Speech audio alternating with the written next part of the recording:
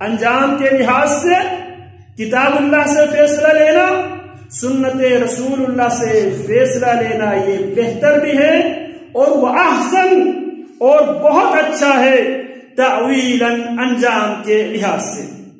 اب یہاں پہ اللہ رب العالمین نے ان اللہ یأمرکم، اللہ تمہیں حکم دیتا ہے۔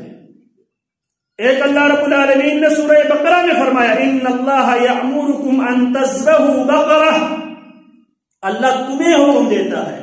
یہاں ان اللہ یأمرکم ان تذبحوا بقرہ، یہاں پہ اللہ بنی اسرائیل کو حکم دے رہا ہے، اور یہاں پہ اللہ رب العالمین اہل ایمان کو حکم دے رہا ہے۔ ان اللہ یأمرکم، اللہ تمہیں حکم دیتا ہے ان تؤدوا الامانات، ان تعدو تم ادا کرو الامانات امانتیں الی اہلها ان کے حقداروں کو، وَإِذَا حَكَمْتُمْ بَيْنَ النَّاسِ، یہ نہیں کہا وَإِذَا حَكَمْتُمْ بَيْنَ الْمُؤْمِنِينَ، یہ نہیں کہا وَإِذَا حَكَمْتُمْ بَيْنَ النَّاسِ، جب تم لوگوں کے درمیان فیصلہ کرو۔ لوگوں میں یہودی بھی آ جاتے ہیں، عیسائی بھی آ جاتے ہیں، مجوسی بھی آ جاتے ہیں، بے دین لوگ بھی آ جاتے ہیں۔ ان تحکموا بالعدل، عدل کی بنیاد پر فیصلہ کرو۔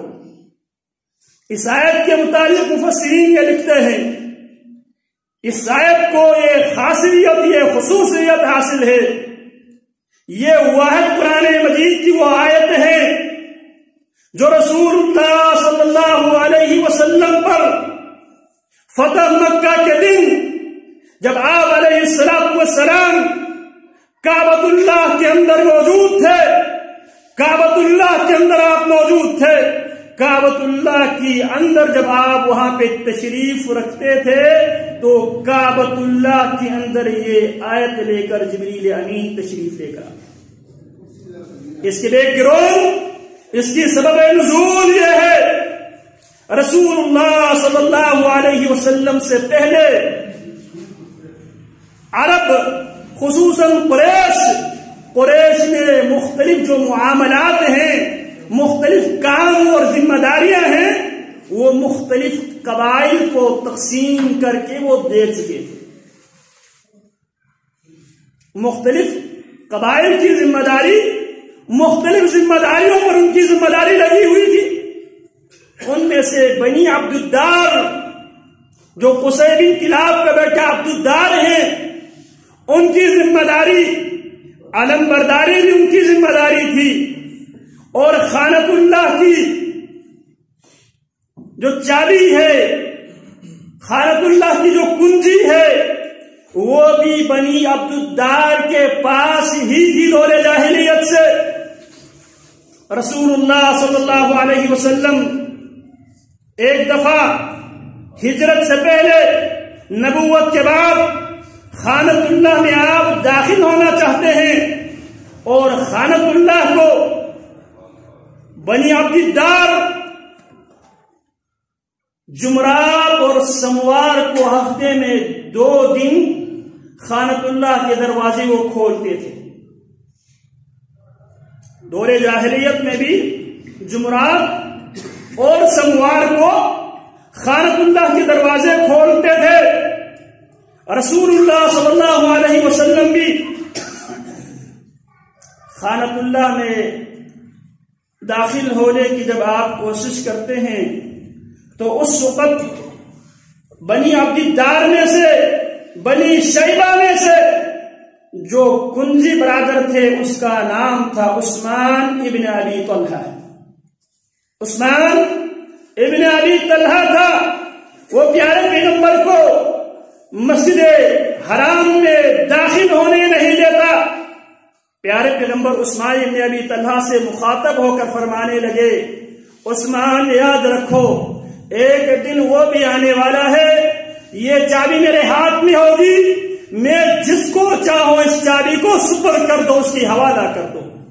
آخر وہ دن آ گیا، فتح مکہ کے دن۔ رسول اللہ صلی اللہ علیہ وسلم پوچھتے ہیں این عثمان بن ابی طلحہ، عثمان بن ابی طلحہ کدھر ہے؟ عثمان بن ابی طلحہ سے چابی لیا جائے، کعبۃ اللہ کی صفائی کرنی ہے، فَاجْتَنِبُوا الرِّجْسَ مِنَ الْأَوْثَانِ وَاجْتَنِبُوا قَوْلَ الزُّورِ، بتوں سے کعبۃ اللہ کی صفائی کرنی ہے، لہذا کعبۃ اللہ کی چابی چاہیے۔ کعبۃ اللہ کی چابی بنی عبد الدار بنی شیبہ کی عثمان ابن ابی طلحہ کے پاس ہے۔ عثمان ابن ابی طلحہ اپنے گھر میں لاکھ ہو کر بیٹھ گئے تھے، جناب علی جاتے ہیں اور جناب علی عثمان ابن ابی طلحہ سے چابی لے کر آتے ہیں۔ پیارے پیغمبر مسجد نبوی مسجد حرام میں داخل ہوتے ہیں، اور داخل ہونے کے بعد سب سے پہلے کام پیارے پیغمبر وَقُلْ جَاءَ الْحَقُّ وَزَهَقَ الْبَاطِلُ إِنَّ الْبَاطِلَ كَانَ زَهُوقًا، آپ زبان پر اس آیت کی تلاوت کر رہے ہیں اور بتوں کو توڑ رہے ہیں، بتوں سے کعبۃ اللہ کی صفائی آپ فرما رہے ہیں۔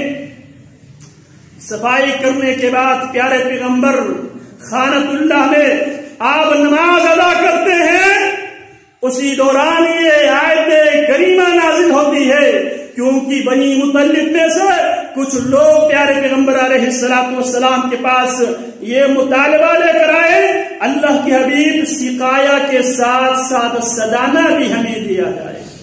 ہمارے پاس دور جاہلیت میں جو حجاج بیت اللہ کو پانی پلانے کی ذمہ داری، زمزم پلانے کی ذمہ داری آلریڈی ہماری پاس ہے، اب ہمیں آپ خانۃ اللہ کی چابی بھی دے کر آپ ہمیں ہماری عزت میں اضافہ فرمائیے۔